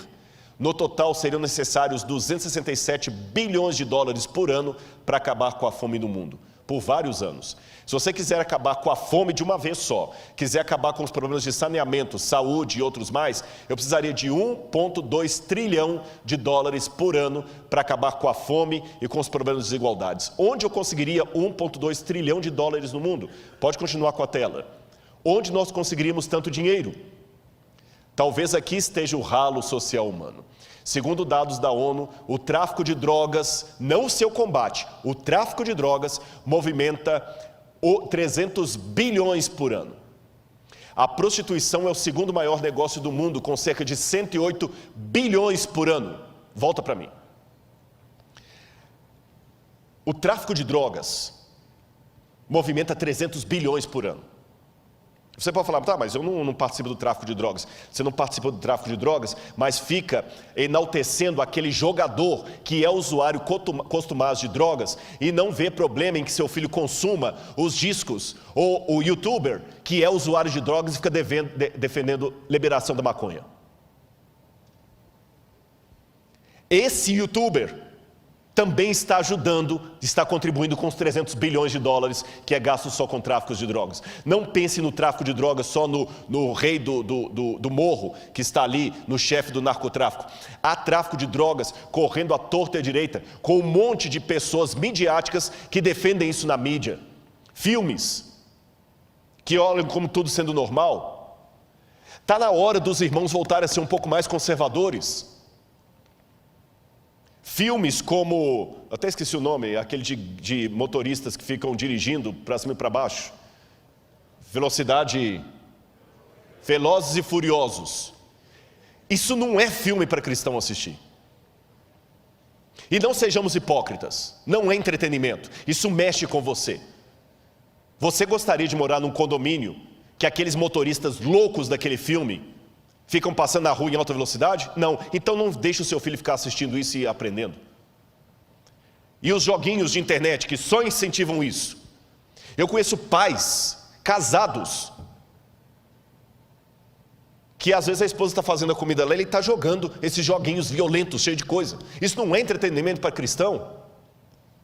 E quando é que a gente vai ter que dar a cara a tapa e falar que nós devemos voltar ao conservadorismo? Não ao tradicionalismo. Tradicionalismo é besteira. Mas um pouco de conservação não faz mal. E a promiscuidade que eu falei. Muitas mães acham lindinho vestir as meninas como a Anitta. E se falar de modéstia cristã agora, você virou moralista, chauvinista, patriarcal. E ninguém fala contra essas coisas, mas está movimentando tudo aquilo ali. Vou mostrar mais dados, coloca de novo aí. O terceiro lugar é ocupado pelos bancos, que movimentam cerca de 115 bilhões. Embora nem todo mundo mude, algumas entidades acumulam seus cofres até 800 bilhões em ativos. Em 2019, só para vocês terem noção, 2.153 bilionários tinham o equivalente a 60% do PIB mundial. Em quarto lugar, você tem jogos de azar. Somente a Espanha gasta 35 bilhões por ano. E tem a indústria do cinema que alimenta tudo isso. E tem a indústria do entretenimento que alimenta tudo isso. E alguém pode falar, tá, e as religiões também? Bom, eu não posso falar de todas as religiões, mas eu posso dizer que na igreja adventista às vezes tem problema financeiro. Eu já vi vários. Mas quando o pastor é descoberto, ele é demitido sumariamente. Nunca mais é reingressado ao ministério. Se houve alguma exceção à regra, pode ter sido, tem havido. Não estou negando. Pode ter sido o caso de algum pastor adventista que passou a mão e por padrinhamento tem ficado? Pode ter sido. Mas não é a regra. Não é a regra. Eu já vi alguns passando a mão até ser descoberto. Tanto é que a igreja tem o auditor. Não estou dizendo que a igreja adventista é a fina flor dos flores feno. Não, eu convivo nela, eu sei que há problemas. Quer um exemplo de problema na igreja? Está falando para você aqui agora. Está um problema da igreja falando para você aqui agora. Convive comigo, você vai ver que eu tenho muitos problemas. Mas eu sei que a igreja não brinca. E o dízimo não fica na igreja local. O dízimo é distribuído. E lá tem a percentual, e vocês podem pegar da internet, peguei na internet, como é que o dízimo é distribuído, quanto que vai para cada canto. Essa igreja aqui não fica um centavo do dízimo nessa igreja. Ela partilha com todos os outros. Por isso que qualquer pastor adventista pode ter o mesmo salário, quer ele seja pastor de uma igreja grande como essa, cheia de empresários, ou seja pastor de uma igreja desse tamanhozinho. O que diferencia, é lógico, são os auxílios, porque você não quer comparar o aluguel de alguém que mora em Brasília com o aluguel de alguém que mora em Jequié. Vocês entenderam? Eu não ganho pontos a mais, o pastor Douglas tem doutorado. Compara o preço do salário de um diretor, de um pró-reitor, compara o salário de um pró-reitor de uma universidade pública aí com o salário dele. Eu ganho mesmo tanto que ele. Ele não é meu chefe diretamente, mas indiretamente é, porque no guarda-chuva eu sou professor, ele é diretor, mas o meu salário é o mesmo do meu chefe, que tem o mesmo cargo que ele. O meu salário é o mesmo do reitor dessa escola. O meu salário é o mesmo do pastor Toninho, que é o diretor da Novo Tempo, que se fosse um executivo, estaria ganhando aí pelo menos uns 35. Uma vez eu perguntei para uma empresária, se ele fosse... 35 mil é o que ele ganharia para começar. E ele não aceitaria. E pode ter certeza, o salário de um pastor está bem longe disso. Então, há problemas financeiros na igreja adventista? Há. Até serem descobertos. Que a hora que é descoberto, o camarada... Entenderam? E eu sou dizimista. Eu posso falar porque eu devolvo meu dízimo. Devolvo meu dízimo e mais ainda, eu tenho a felicidade de dizer que alguns soldos que eu tenho, vai tudo para o NASP, não fica nada no meu bolso. Porque eu assino todos os anos uma declaração de interesse de conflito, e quando, por exemplo, eu dou consultoria para um canal de TV, para um documentário, para uma coisa, o que pago não vem para o meu bolso. Eu já assinei e é de bom grado, e falo perante todo mundo para ouvir. Eu recebo alguma coisa que vem de outras fontes e não vem para o meu bolso, vai tudo para o NASP. O NASP faz uma poupançazinha, a gente construiu o Museu de Arqueologia. Eu vivo exclusivamente do salário de professor. Tá bem? E mesmo que houver problemas, eu não sei nadar, mas eu aprendi uma coisa, se alguém estiver afogando, não pule, serão 2 mortos ao invés de 1. Se o outro rouba e você, por causa disso, também não devolve o que pertence a Deus, são 2 ladrões que Deus vai cobrar. O que não usou bem os dízimos e você que não devolveu. Agora, a sociedade está entrando ralo abaixo. E se a gente economizasse um pouco em pornografia, jogos de azar e outras coisas mais, e desperdício de comida, nós teríamos dinheiro para saciar a fome no mundo, porque só de desperdício de comida são 750 bilhões de dólares todo ano. É por isso que temos aqueles contrastes. E não venho falar que eu estou com gordofobia, que agora tudo você tem que tomar cuidado. Estou apenas mostrando o contraste de uns passando fome e outros. Agora consideremos mais alguns textos para eu terminar. Ellen White de novo. O tempo de graça não durará muito mais. Deus está retirando da terra sua mão refreadora. Por longo tempo Ele tem falado a homens e mulheres mediante a atuação de seu Espírito, mas eles não têm atendido ao seu apelo. Agora está falando ao seu povo por meio de seus juízos.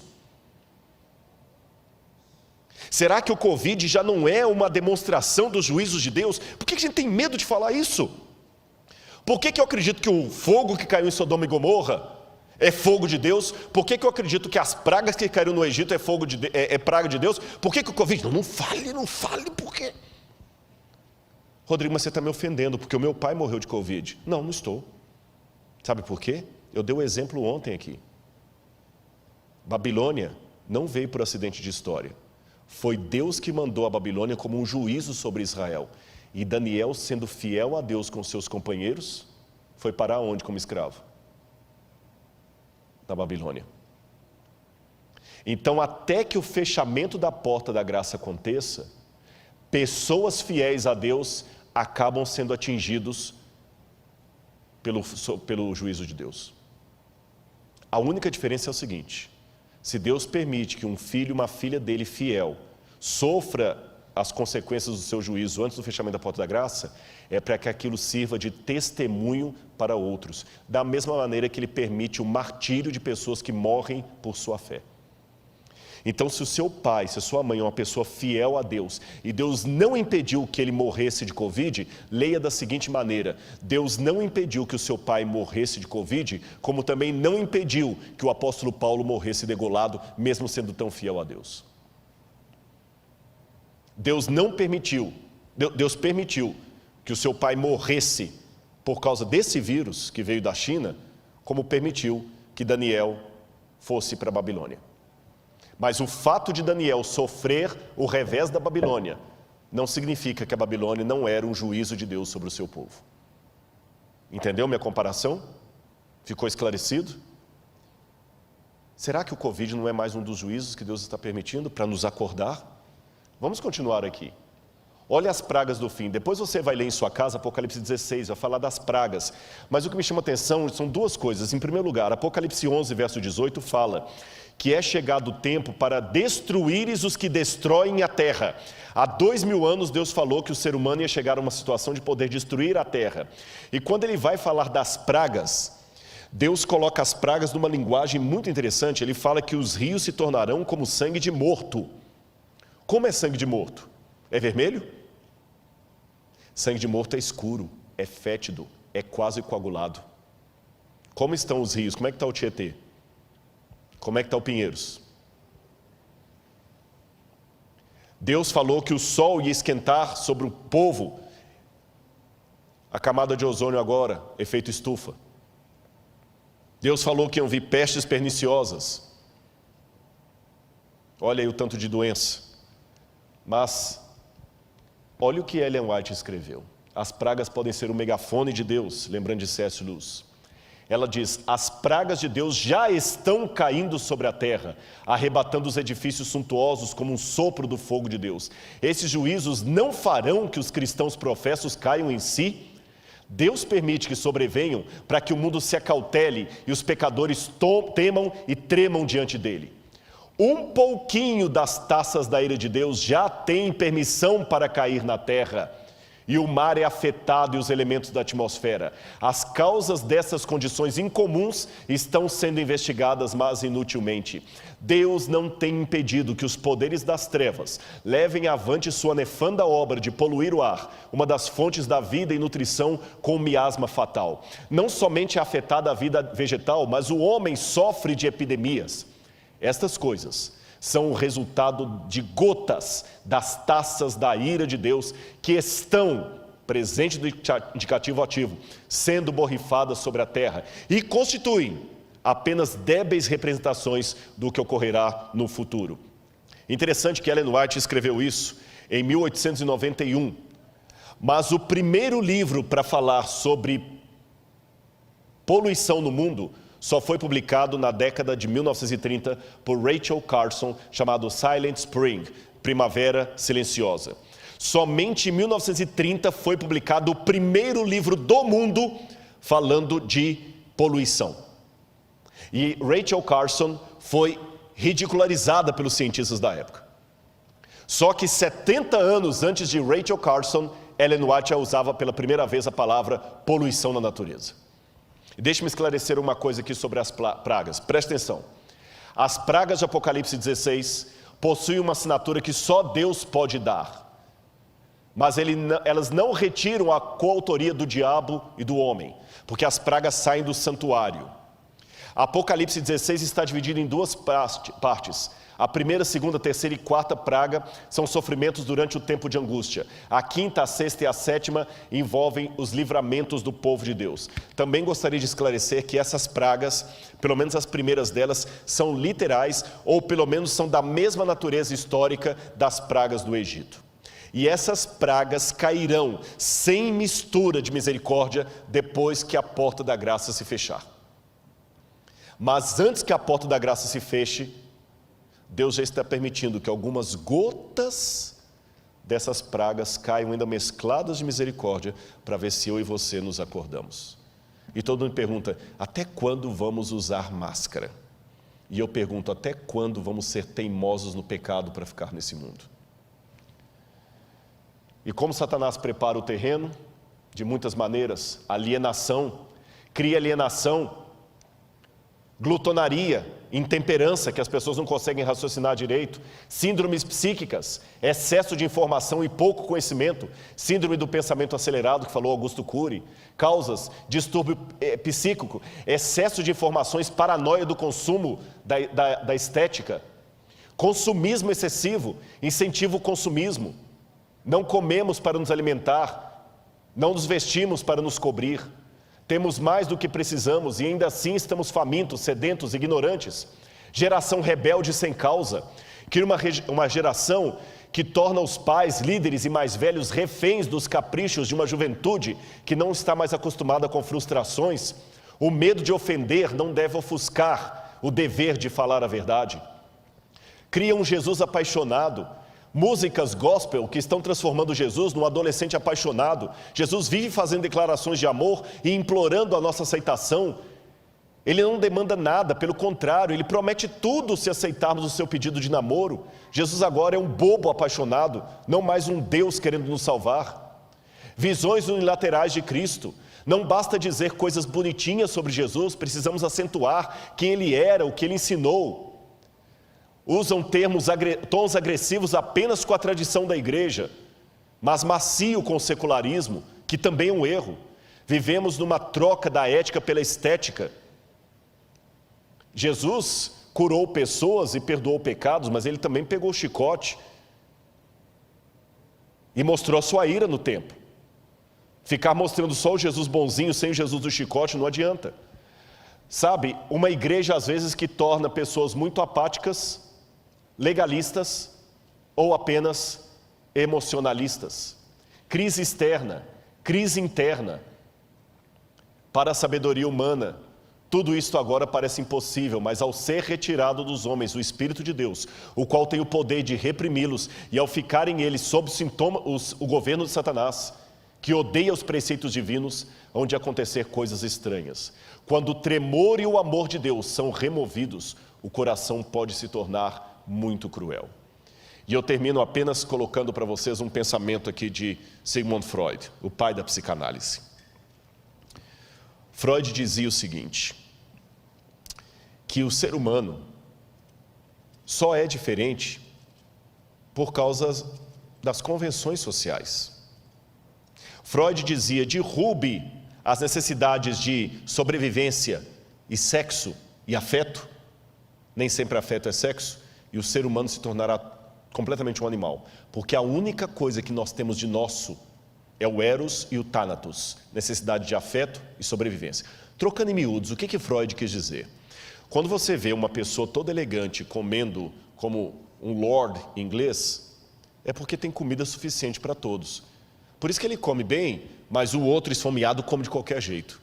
Mas o Freud dizia que se você tiver apenas um prato de comida para os dois e eles estão famintos, tanto o lord inglês como o sem-teto vão comer desesperadamente como cachorro. Freud dizia, você só não ataca o outro para pegar o prato de comida dele porque tem comida para os dois. Mas se não tiver comida para os dois, quem tiver maior força, leva. Então, segundo Freud, quando nós estivermos em situação de caos, todos nos tornaremos animais irracionais. Porém, um ex-discípulo de Freud, chamado Viktor Frankl, que foi prisioneiro de Dachau e de Auschwitz por ser judeu, quando ele sobreviveu ao campo de concentração nazista, Viktor Frankl fundou a terceira escola de psicanálise de Viena, e ele discordou de Freud. Ele disse, o que Freud teorizou sentado nas poltronas de veludo vitorianas, eu vi na prática, porque no campo de concentração tiraram de nós o respeito, tiraram de nós a comida, a proteção, tiraram tudo. E quando tiraram toda a dignidade humana que estavam em nós, alguns companheiros judeus cumpriram exatamente o que a teoria de Freud sinalizou, se tornaram animais. Porque eu vi judeus se prostituindo porque estavam excitados uns com os outros. Eu vi um judeu se prostituindo para ganhar um pouco mais de sopa no café da manhã. Eu vi um judeu matando o outro para roubar as botas dele. Realmente se tornaram animais. Por outro lado, eu vi heroísmo de onde não se esperava. Eu vi alguns se tornando mártires. Eu vi judeu trocando de lugar com judeu para ser fuzilado no lugar de alguém que era mais velho. Eu vi alguém que estava com fome dar o seu prato de comida para o outro porque ele estava mais debilitado. Eu vi alguns tirando energia, força e solidariedade de onde menos se esperava.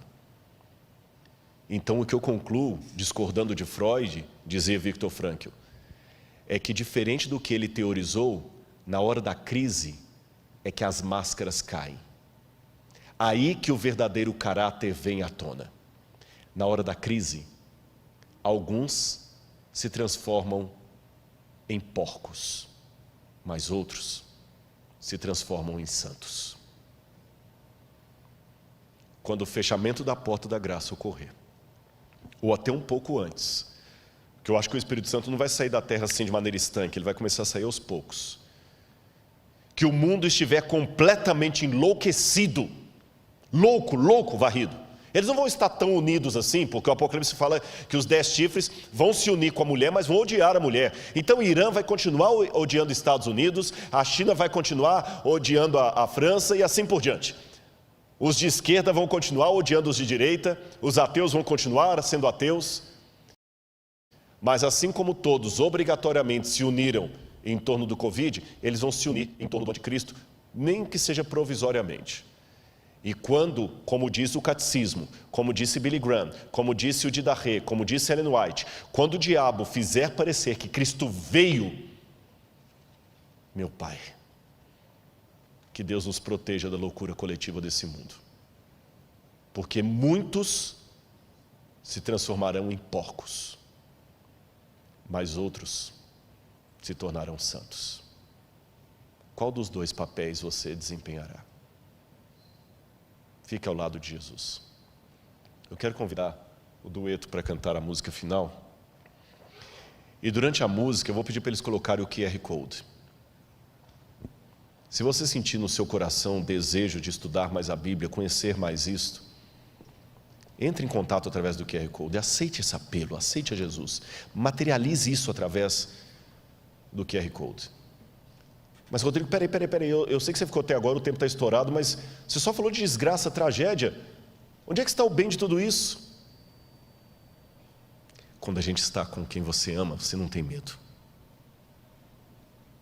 Uma vez um pai perdeu a esposa num grave acidente. E ele chegou em casa, e ele não quis ir para casa de ninguém, e depois do velório, ele estava na sala, tudo escuro, ele chorando, Deus, o que vai ser da minha vida, como é que eu vou criar minha filha?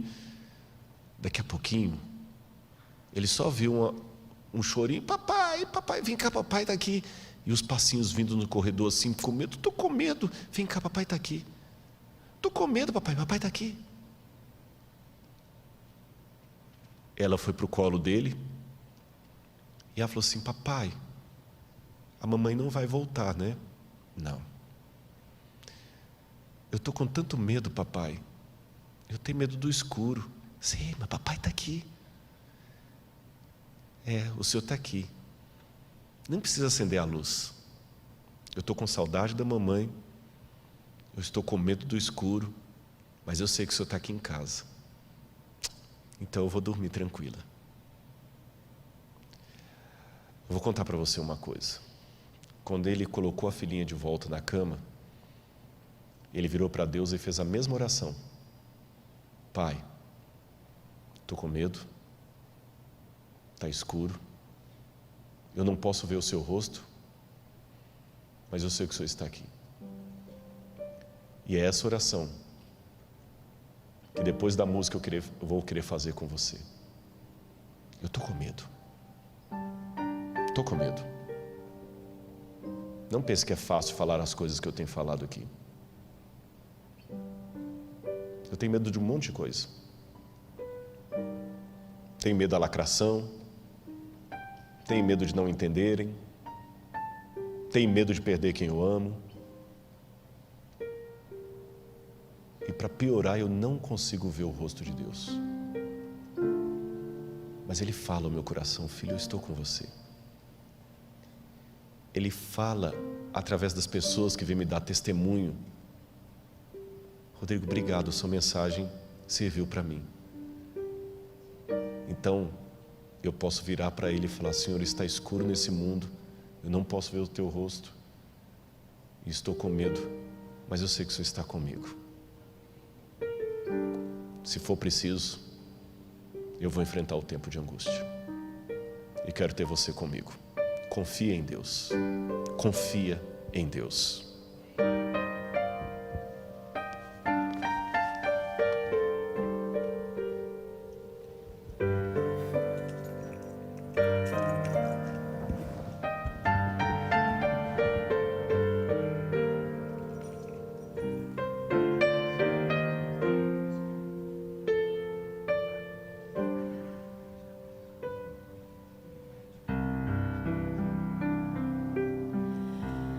Quando o sol se põe calado e o dia se desfaz,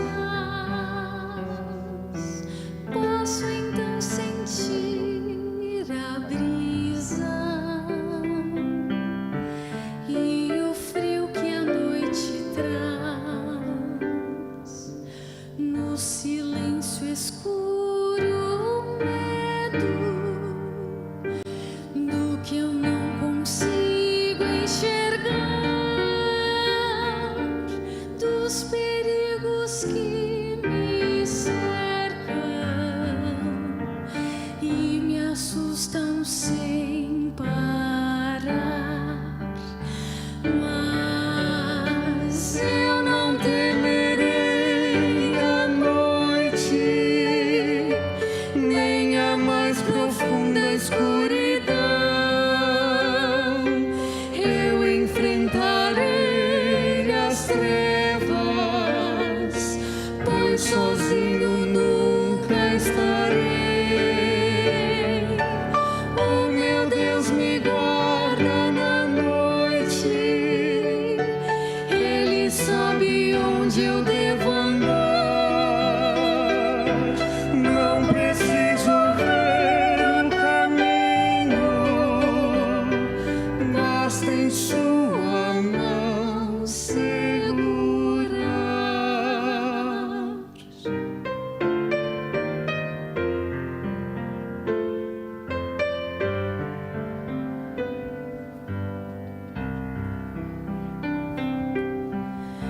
Quando o brilho dos meus olhos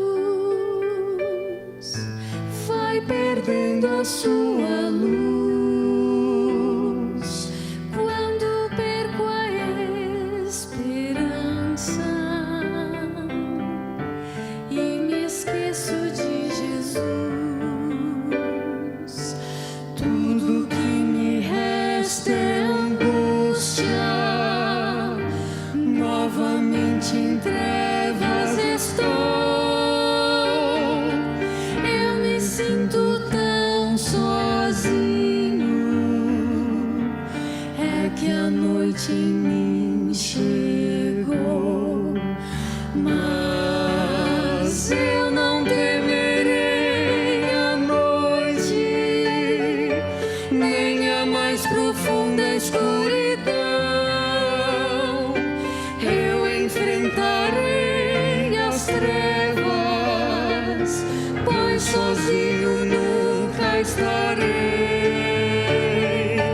O meu Deus me guarda na noite, Ele sabe onde eu devo andar. Não preciso ver o caminho,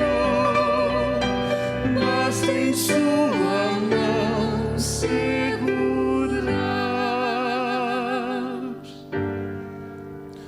Eu não temerei a morte,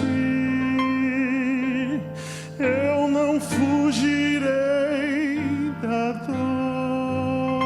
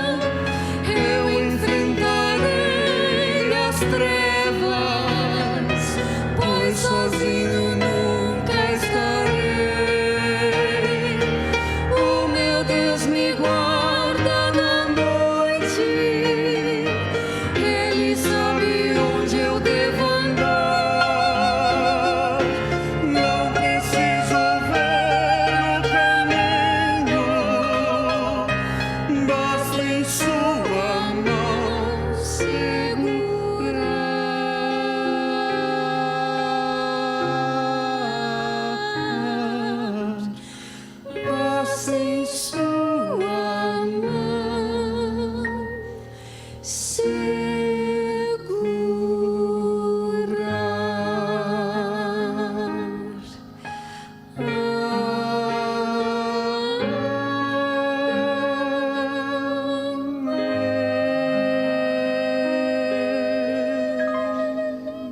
Amém.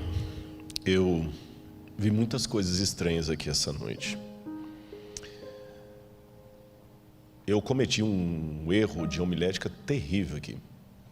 Em toda a minha vida, eu já prego na igreja desde 1984, eu nunca fiz um sermão de 1h50. Isso é um suicídio homilético. Mas eu não vou pedir desculpas. Deus mandou que eu falasse. E você viu o hino que Ele mandou para você e para mim? Eu também sou muito cético em acreditar em coincidências, porque embora eu não seja matemático, conheço o suficiente de estatística para saber que a possibilidade matemática de algo acontecer por mera casualidade ou coincidência é remota. E eu não combinei essa música com eles. E quando eles começaram a cantar, me deu um arrepio, que eu falei com o pastor Gilson: olha a música, eu não combinei com eles. Ele falou: não, mas eles mudaram a música. Eu falei: eles podem ter mudado a música, mas a história que eu contei do pai e da criança, eles já estavam aqui atrás. Não deu tempo de, enquanto eu estava contando a história, eles podem até ter mudado a música, mas eles a mudaram antes de eu começar a contar a história, que é justamente aquilo. Então, obrigado, Senhor, porque o Senhor deu essa música para mim. Eu vim para cá hoje com o coração um pouco aflito. Vim, porque eu sei que eu julguei pesado ontem. Eu sei que vai ir a retaliação. Mas Deus foi tão bom que no meio do caminho eu recebi uma mensagem de um ex-aluno que está num outro país. Ele ligou: professor, nossa, que bom, ele nem sabia que estava fazendo essa moderação aqui. Eu queria só te pedir duas coisas. Hoje faz 10 anos e eu prometi na minha vida que um dia você teve uma conversa comigo no seminário tão importante que deu meu rumo de vida. Eu estava perdido. E aquela conversa foi tão boa, pastor, que hoje eu sou fruto daquela conversa. E eu prometi a Deus que a cada 10 anos eu ia te ligar para agradecer. E quero te pedir licença para pregar um sermão que você fez sobre o juízo final, porque eu vou traduzir aqui para o outro idioma e vou pregar. Meu amigo, a verdade não tem copyright. E eu pensei: Deus mandou ele, o mimo de Deus, vai, você está bem. E agora Ele me dá esse fechamento e essa música. Simbolicamente eu vou estender minha mão para você. Se você aceitar, nós dois, juntos com a mão de Cristo, vamos passar por essa tempestade. Tá bem? Eu pego na sua mão e nós pegamos na mão de Cristo. Se alguém está afastado da igreja, se alguém está duvidando, se alguém está afastado dos caminhos de Deus, segura agora na minha mão, firme, e ore comigo nesse momento. Se você aguentou 1h50 de sermão, você pode aguentar essa oração. É porque Deus fez você ficar. Segura agora, firme. E os que estão aqui, vamos ficar em pé. Amado Senhor, de maneira simbólica, ó Pai, pela fé, eu estou segurando na mão de muitos irmãos e irmãs que talvez nesse momento estão em prantos, ó Deus, falando: Senhor, o que está acontecendo na minha vida? Pai, eu tenho muita coisa para mexer. Pai, tem misericórdia. Por favor, Senhor, fala com eles, Senhor. Fala com eles que o Senhor os ama, como o Senhor falou comigo, Deus. Por favor, fala com eles. Oh Deus, eu sei que o Senhor não precisa de advogado, e se precisasse o Senhor teria pessoas muito melhores do que eu, mas por favor, Senhor, Faz alguma coisa para que teu povo acorde, ó Deus. Eu estou tentando falar, eu estou tentando pregar do meu jeito errado, torto, humano, mas eu estou tentando sacudir esse povo, Senhor, não no teu lugar, mas através de ti. E por favor, Senhor, muitos estão nesse momento clamando perdão. Perdoa os pecados desse povo, Deus, eu te suplico, como Moisés pediu. Traga-os de volta, Senhor. Tem tanta gente que eu conheci que hoje está fora da igreja, Pai. Tanta gente. Eu estou pregando num bairro que tem tanto ex-membro da igreja, pessoas machucadas, pessoas magoadas, outros críticos, outros que perderam a fé, outros que se encontraram no ateísmo ou numa espiritualidade alternativa. Oh, Senhor, tanta gente que um dia ocupou os bancos e agora está fora. Busca, Senhor. E perdoa os pecados coletivos que nós temos cometido, Senhor, como administradores, como pastores, como professores, como membros, como obreiros. Por favor, Senhor, tenha misericórdia de nós. Nós não somos a melhor igreja, mas nós somos a Tua igreja, Senhor.